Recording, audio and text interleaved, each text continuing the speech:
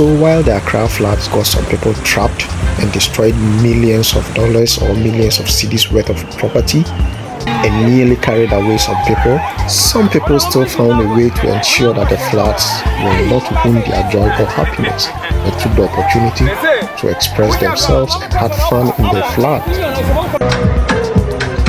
If I ever hurt you, boy, I'm sorry. Oh, my boyfriend don't go leave me for love. And he say now only begin as it's on money. But I say carry my small. Aside the lady who was dancing, this guy here also decided to use the flood waters as a fun way to swim around and show his swimming skills.